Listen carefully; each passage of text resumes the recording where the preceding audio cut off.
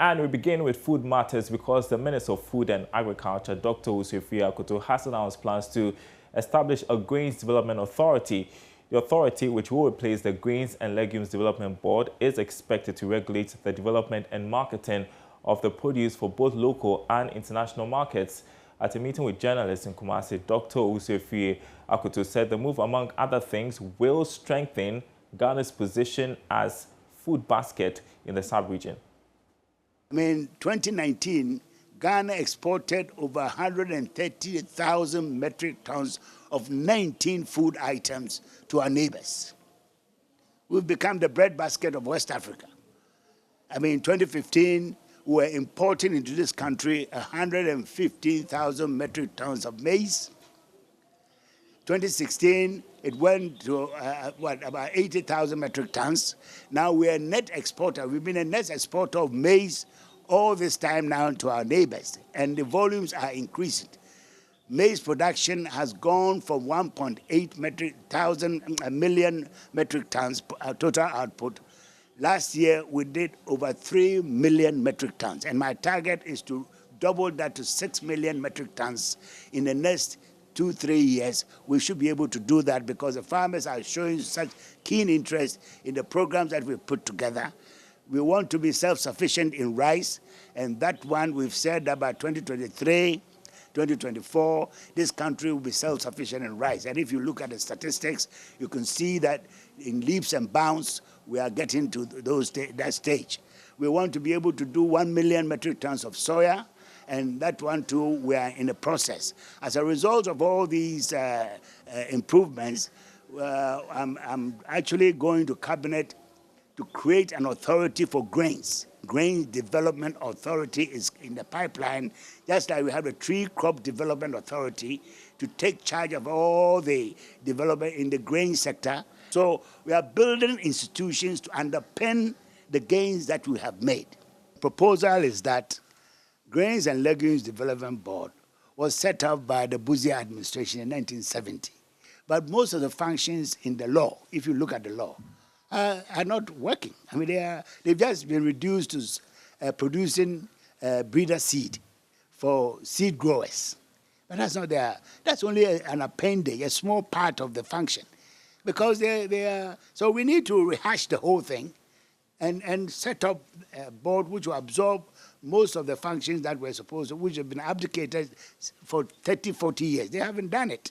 I believe that Ghana, from 1.8 million metric tons, which was the highest in any year production. Okay, now we are doing 3 million in 4 years. And I want to take this country to 6 million metric tons of maize. We only consume 1.5 to 2 million. So the 6 million, 4 million will be available to export if we have the regulations and so on, to export and get foreign exchange revenue, which may be as much as what we are earning from cocoa. That's not only maize, but I'm talking about all the surpluses that will come. We have huge potential in this country. Soya, as I'm saying, it was only 35,000 metric tons. That's when we came. This year, we are expecting 350,000 metric tons, 10 times. The Agriculture Minister there speaking in Kumasi, saying they are going to establish a Grains Development Authority and, of course, addressing issues to do with concerns about a possible food crisis. But as he's saying, government has it all covered. Now, the Registered General's Department has today begun the processes to delist 3,100 companies from its record of companies. The first 3,000 is part of more than 100,000 names that have been earmarked by the department to be delisted by the close of the year. The move follows failure by the firms to update their records and file annual returns as mandated by law. There's more in this report. The statement also noted that a little over 257,000 companies existing in the database have not filed their returns or amendments with the department since 2011, while about 670,000 firms in the legacy system have not carried out any update of their data dubbed re-registration as at March 2020. The delisting process is commencing with 3,100 companies being taken off the companies registered this month for being inactive. This is out of the over 100,000 companies registered since 2011. It is happening after several warnings by the Registrar General's Department to get companies to update their records has been unsuccessful. The department used the opportunity to urge all businesses, whether in operation or not, to take measures to regularize their business and update their records to avoid being delisted. Here's Registrar General Jemima Owari. Remember the last time I also said most people registered initially just for the sake of registering a company, maybe just for maybe a visa or a contract, and didn't really understand what it is to have a company and the serious implications it comes up with. So once they got the contract or they didn't get the contract, they didn't bother. So it's been sitting on our database for over 8 years. They've never filed any returns, and it's just sitting there and taking up space. So we want to be able to know viable companies that are doing business in Ghana. That's why we're going around this exercise. So any punishment or penalties for them? Yes, I mean, those who we're going to strike off, obviously, we can't really collect any penalty. They are not interested in carrying on business, so we'll just take it off. But any other person who is interested in carrying on business will have to come and pay the penalties and restore the company back to the good standing it's supposed to be in. Companies in the category includes public-private limited by shares and public-private companies limited by guarantee, among others.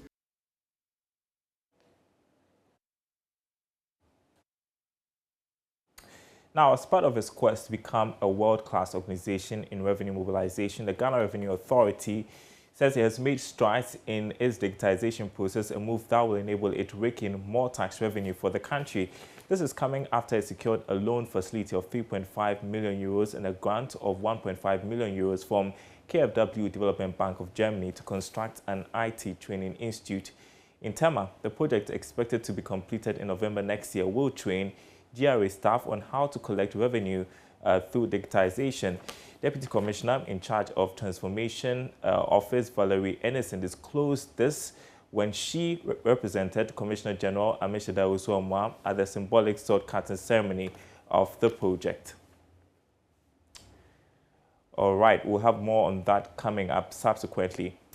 You're watching The Marketplace. Now, mobile SIM card re-registration, an exercise aimed at ridding the country's telecom space of fraudsters, has commenced in earnest.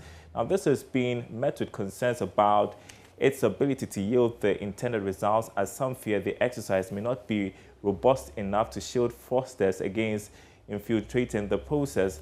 Meanwhile, government has set March 2022 as the deadline by which time all SIM cards in the country would have been registered.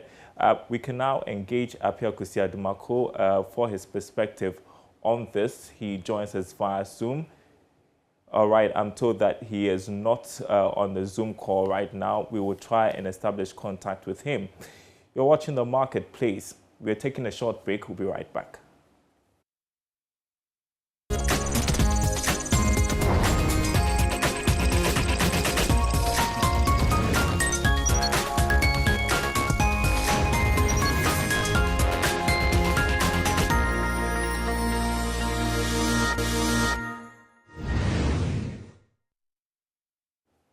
And welcome back to The Marketplace. Let's do the story about the SIM card re-registration and concerns that it may not achieve its intended purpose of ridding the country's telecom space of fraudsters. We are joined via Zoom by Country Director of CATS International, Apia Kusi Adumako, with his perspective on this.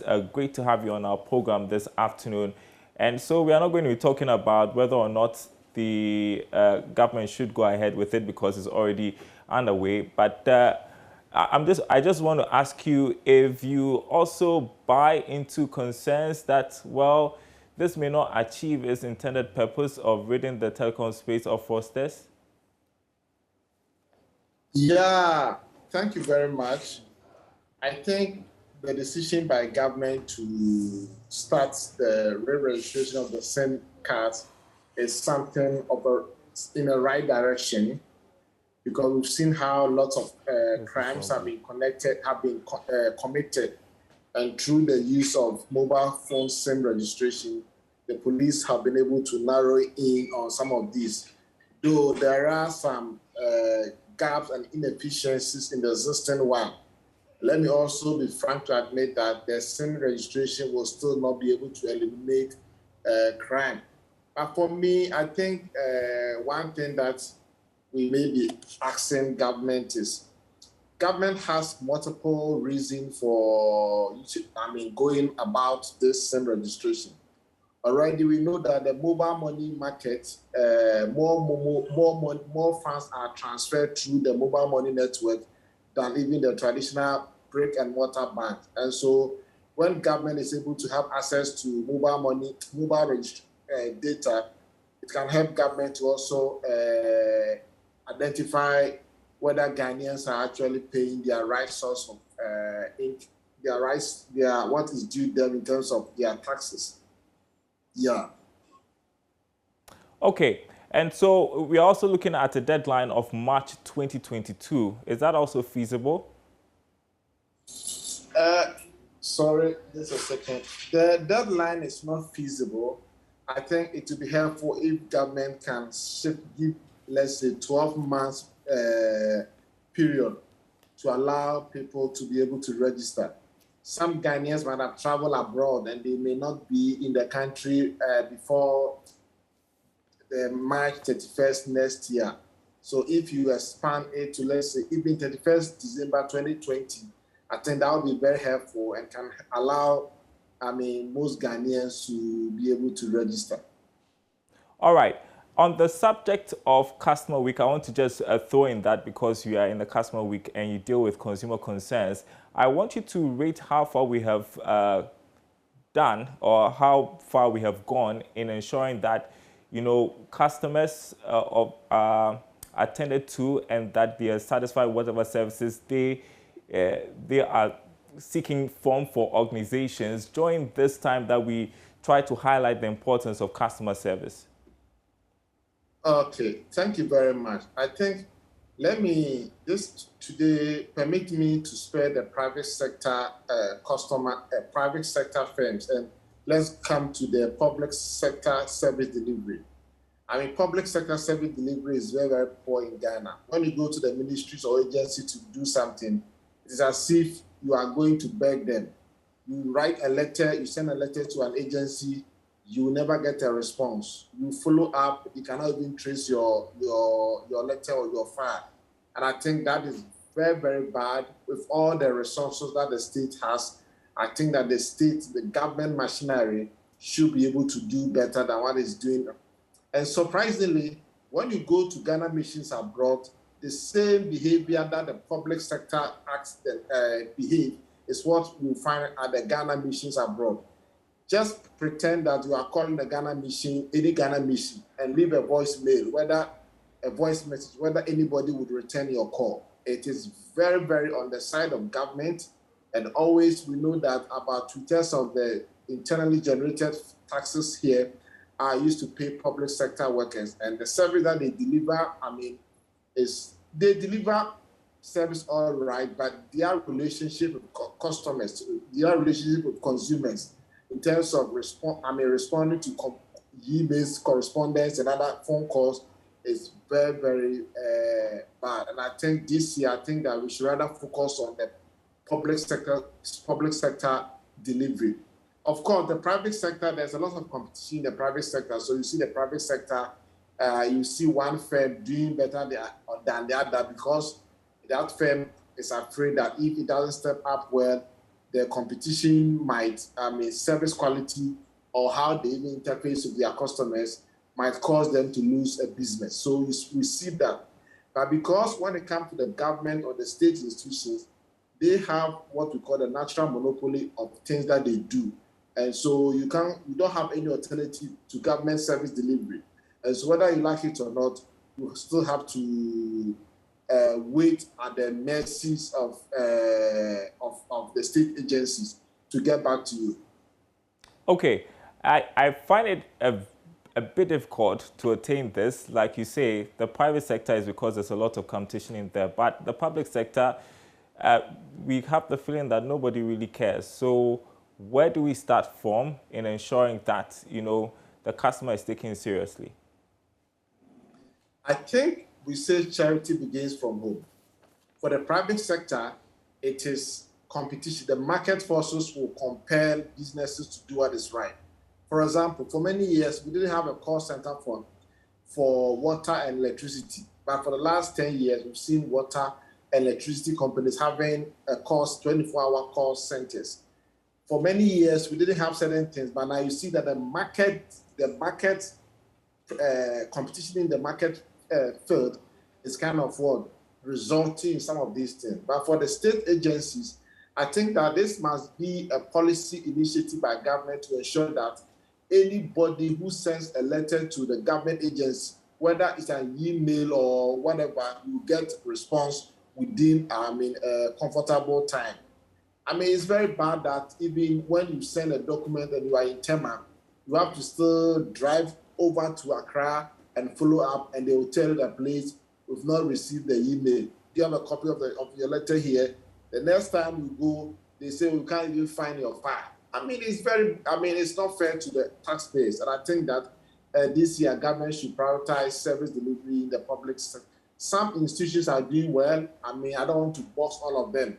Some of the agencies are doing very well, but largely, majority of them are not doing well. And I think that charity, we say, begins from home, and government should be the one to start the house cleaning exercise.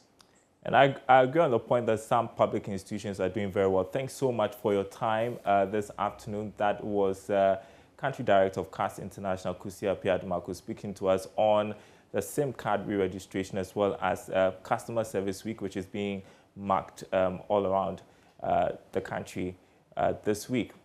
You're watching The Marketplace. Let's turn to other stories. The Finance Minister, former Finance Minister rather, Tekwe, says the 2021 budget has failed to achieve its intended purpose of fiscal consolidation, that is raising more revenue and cutting expenditure to close the financing gap, as well as reducing the debt stock.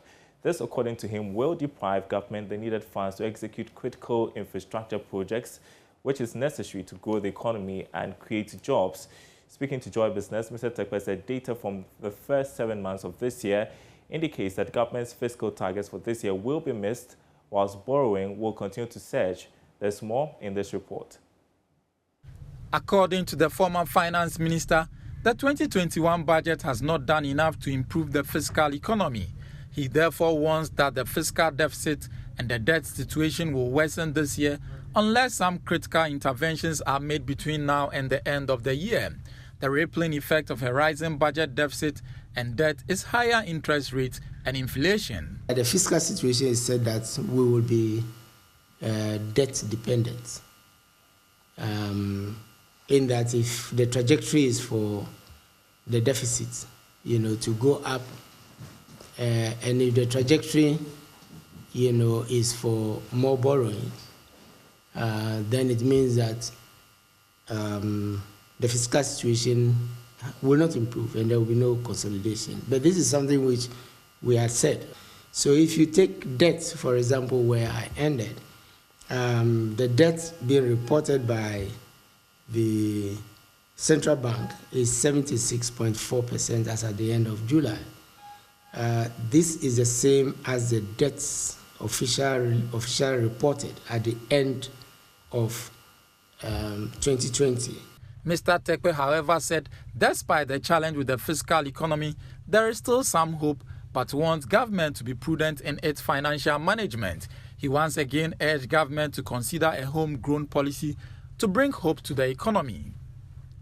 Our proposal for a homegrown policy, in the absence of, externally, as I say, external assistance, which normally comes with some conditionalities that we call programs, which, by the way, is not just the IMF, who supports it, or IMF takes the lead, but you have World Bank, and African Development Bank and others, coming in to support such a program. Then we could do our own homegrown, which is what countries that are not the advanced countries and others who do not go to the fund for, bailout and other, in a situation we find ourselves, do for themselves. And you remember in 2013, 2014, we proposed a homegrown policy that we used to negotiate the IMF program. It is up to government, it's a prerogative of governments to accept it or not. The government insists that, they have a path to recovery. Ghana's debt hit 335 billion cedis, about 76% of total value of goods and services produced within the economy in July this year, whilst the fiscal deficit to GDP target was also missed. In other news, various startups have been recognized at this year's edition of the Ghana Startup Awards for their outstanding performance. CEO of the African Network for Entrepreneurs, organizers of the awards, Kim Eko-Mensah, noted key amongst challenges startups face are the access to finance and human capital. There's more in this report. The Ghana Startup Awards is an annual award ceremony that celebrates ambitious and indigenous businesses that are making impact and contributing to the economic growth of the country. Speaking at the award ceremony, CEO of the African Network of Entrepreneurs, Eko-Mensah, said the award serves as an avenue to highlight achievements of startups and create a platform for exposure and networking for them. So startups face a lot of challenges. And create a platform for exposure and networking for them. So startups face a lot of challenges. Primarily, most of the challenges startups face will start from financing because they are not properly structured to attract financing. But beyond that, they face a lot of challenge with human capital because a lot of young people don't even want to work in startups. So human capital development and also exposure, marketing and sales. So an event like this helps them with their exposure, marketing and sales and attracts to them partners and sponsors and employees that would work with them to grow their startups. So beyond the award, we are setting up what we call the Startup Secretariat and powering it up with a technology called the Startup Portal, which is going to be a platform where all startups in all the 16 regions are going to be signed on, and we are going to help them through their growth process, particularly helping them with their structures, their bookkeeping, their financing, so that we can better position them to attract investment and support. The awards honors young, smart and daring entrepreneurs and startups who, despite all the challenges they face, have taken the risk to pursue entrepreneurship as full-time careers and are building globally competitive businesses.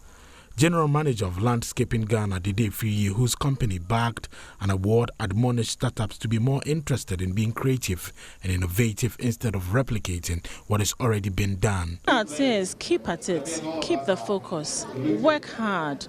It's only by hard work that you would achieve such laurels. I think that believe in yourselves, believe the fact that as a Ghanaian, you can also do it. It's about time that we as Africans also rose up to do something for ourselves. ZPay, you can say, is a solution by Ghanaians for Ghanaians. And so I'll encourage everybody, don't go out there and copy what you don't know. Do or find a solution, serve the people. And I believe that is the only way that you would find true success. Some nominees of the awards shared the impact the program has had on their businesses. Partaking in this award has been very influential because it gives us the opportunity to let Ghanaians know the kind of solutions we are offering. Even though we couldn't win an award today, but we are still staying strong, we are staying positive that going forward, Ghanaians will actually understand the convenience that we are providing in the pharmaceutical industry, where we give people the opportunity to actually get access to all medications conveniently through our app. So being part of this program is very, it's an opportunity for us to actually keep our focus in business.